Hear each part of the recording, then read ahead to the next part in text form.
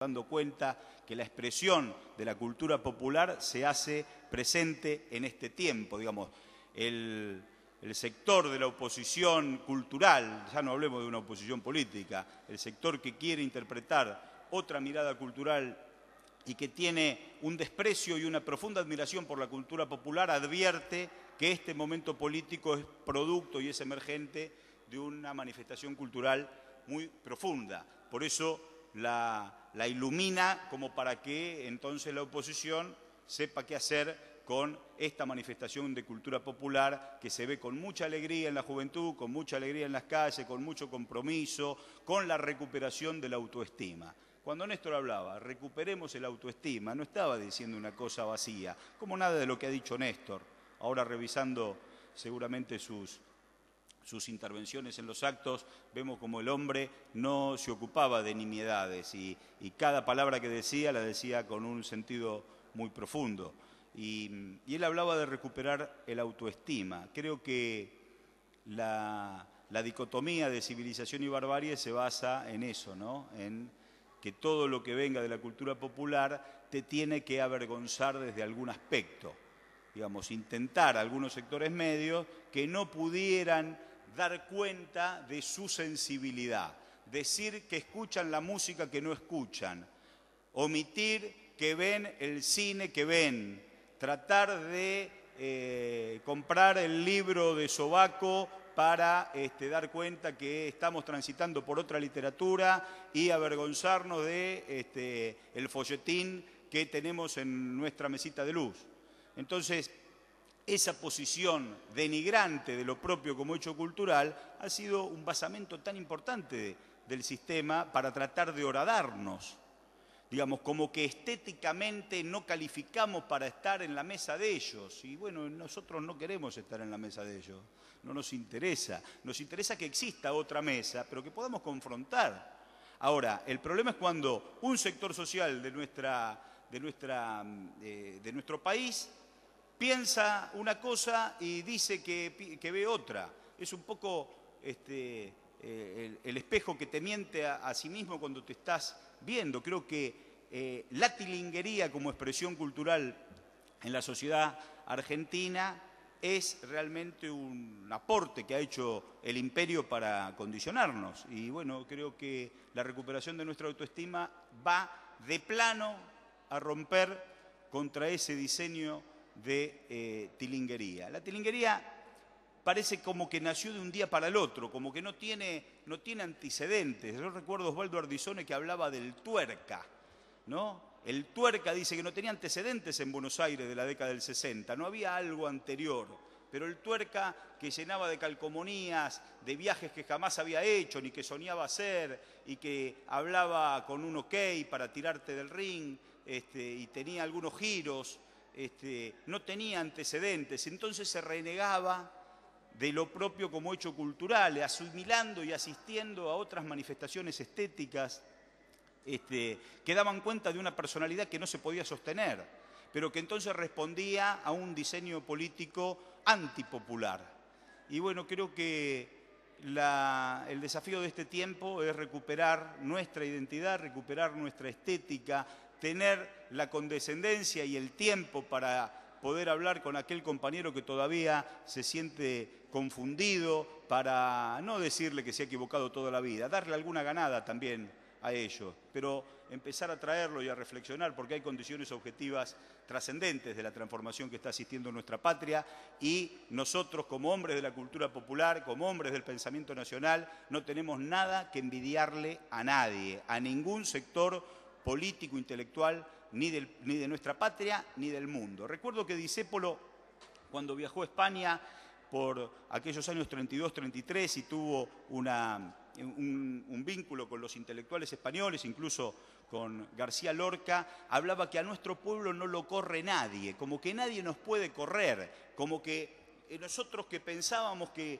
en otras latitudes pasaban determinadas cosas, decíamos, bueno, nosotros no nos corre nadie. ¿Y quién podía correr culturalmente a una sociedad de los años 30, con la Babel que fue Buenos Aires, con la llegada de los compañeros inmigrantes desde Europa, con la mezcla con los compañeros de nuestra tierra, con los hermanos de los países latinoamericanos? en esa Babel de culturas y de ausencias y de extrañamientos, de ciudades, de madres, de novias, de tanos gallegos, judíos y turcos, y compañeros de América Latina, y santiagueños y tucumanos, en ese vértice de la argentinidad que era Corrientes y Esmeralda, es decir, de Scalabrini Ortiz. Nadie podría decirnos absolutamente nada. Solamente el sistema, rechazando la inmigración en un nacionalismo absurdo y xenófobo, estúpido, y una manifestación cultural que intentaba horadar las manifestaciones de la cultura popular que se daban en nuestra ciudad, en Buenos Aires, en el tango, y este era un lugar emblemático donde el tango pudo llegar al Palais de Glace. Entonces, música trascendente, una música bellísima, con esa fila de bandoneones, esa fila de violines, con el piano, un contrabajo, las orquestas que dirigía esos músicos que se formaban en los conservatorios barriales de los tanos y de los gallegos, que traían entonces la música desde Europa y se mezclaban con el talento criollo. Esa danza de mucho esfuerzo, porque no es fácil bailar el tango, y para bailarlo había que entrenar, había que conocer, había que forzarse, había que ensayar los sábados en el club para no tener que planchar en el bailable de la noche. No era fácil, pero había un esfuerzo, y los padres que le enseñaban a los hijos y los primos, a los tíos y los vecinos, y las chicas que bailaban entre sí, y los compañeros que bailaban entre sí, y a la noche lustraban la pista con esa danza que hoy el mundo admira, y esa poesía que no tenía estatus universitario ni académico, pero era una poesía popular que nos sensibiliza hoy, que tiene vigencia, con Celedonio, con Cátulo, con José González Castillo, con Mansi, con Discépolo, por supuesto, con Cadícamo. Entonces, con Lepera, digamos, esa expresión que se da en el tango, como en tantas otras manifestaciones, acompañada por un teatro profundo, con géneros propios, como el sainete, el grotesco, con Armando y Enrique, acompañada en ese contexto de expresión. Los pueblos que encuentran la expresión cultural que advertía Discépolo en el 30 desde Europa, y que Scalabrini lo plantea con claridad en El hombre que está solo y espera en el 31, encuentran la salida política. Es inevitable. Un pueblo que expresa esta cultura popular encuentra la salida política. Por eso Scalabrini advierte en El hombre que está solo y espera que hay una conciencia superior a la razón individual, que la muchedumbre innúmera se le parece a eso que él dio en llamar el espíritu de la tierra, y que para referenciarlo dice, es muy difícil definirlo. Dice, no nos une a él más cuerda vital que el sentimiento. Quizá cuando discrepemos con sus terminaciones en el corazón vamos a sentir un dolor. Así define Scalabrini el espíritu de la tierra, la conciencia colectiva que emerge de la muchedumbre, frente a las teorías de Ortega y Gasset, muy en moda en Europa en aquel entonces, donde la razón estaba en el hombre aislado, el hombre individual. Por eso desde Europa, cuando escuchan el tango 1, se piensa que Discépolo estaba solo, que era el hombre aislado, sin darse cuenta que todos los que somos uno. Que cuando Discépolo dice uno busca lleno de esperanza, no dice yo busco lleno de esperanza, uno busca lleno de esperanza, todos los que somos uno. Por eso desde el orteguismo, desde Ortega y Gasset más profundo, no se advierte el yo colectivo de discepoliano. Pero Scalabrini lo advertía, decía, la muchedumbre innúmera se le parece. Y por eso 15 años después dice, esto es lo que yo decía que pasaba. El 17 de octubre, multifacetado el espíritu de la tierra, se daba en la muchedumbre que llegaba desde, como plantea él, desde Avellaneda, Berisso, Lomas de Zamora, desde Ensenada, cruzando el Riachuelo, llegando a la Plaza de Mayo. Ese espíritu de la tierra estaba, por eso es un genio Scalabrini, porque adivina antes que ocurra el hecho social. Por eso es el primer trazado sociológico, El hombre que está solo y espera. Y por eso lo silencian a Scalabrini, por eso lo han opacado, olvidado. ¿Qué es lo bueno de Scalabrini? Que lo que él define, lo que él transita, lo que él advierte poniendo en palabras, no puede morir nunca, y esa es nuestra condición. La condición de la cultura popular es que no puede morir nunca. Fíjense ustedes si no hemos estado expuestos a situaciones de exterminio físico y cultural. Sin embargo, no han podido. Esa condición la tenemos bien guardada para nosotros. Somos inmortales, la cultura popular es inmortal. Parece que está siendo sometida, parece que se rinde, parece a veces que acompaña como una comparsa al sistema y de repente pega la vuelta y empieza a arrancar a contramano. Y cuando arranca a contramano, no la para nadie. Por eso, frente a la sensibilidad de Scalabrini, de decir, esto es lo que yo decía hace 15 años, la prensa habla del aluvión zoológico. No lo iban a entender nunca. No podían entender la manifestación de la cultura popular y odian la participación política. Por eso, Salvador Ferla es claro cuando habla del 16 de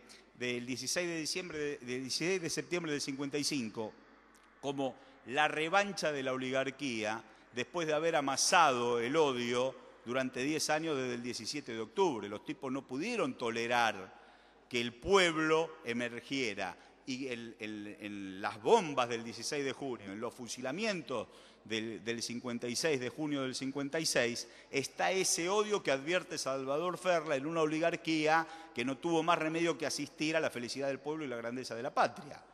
Y llevan a la Libertadora al gobierno, llevan adelante otro de los tantos olvidos del sistema, el decreto 4161, donde prohibían nombrar a Perón, a Eva Perón, al 17 de octubre, a todos los hechos de la transformación política del 45 al 55, y el pueblo sabio les responde con el Quetejedi, el Pocho, y el compañero, y gambetea la censura de la tragedia y empieza a pintar contra la desinformación tiza y carbón y empieza a reflexionar acerca de los medios del sistema. Empieza desde una sensibilidad muy profunda, de decir, por ejemplo, que las radios del Uruguay, cual gusano venenoso, lanzaban sus noticiosos llenos de odio y rencor. Esas milongas de fábrica son milongas que dan referencia a un precepto institucional de los medios del sistema donde despreciaban el hecho político más importante de nuestra patria, que ha sido el peronismo. Entonces, la sensibilidad del pueblo estaba en cuestionar, resignificar, criticar y expresar. Por eso, esa resistencia política y cultural no les sirvió al sistema hegemónico, y ya no les alcanzó con bombardear y fusilar, sino que tuvieron que romper la matriz cultural o intentaron romper la matriz cultural de nuestro pueblo. Y ahí es donde aparece la tilinguería, ahí es donde aparece entonces esa posición de perder la autoestima en el hecho cultural. Y los hijos dejaron de escuchar la música de los padres y empezamos a decir que esto que te puede gustar un poco, que te puede gustar mucho, es grasa, y que entonces Antonio Tormo expresa algo que a nosotros no nos haría bien, y que entonces nosotros que somos trabajadores y que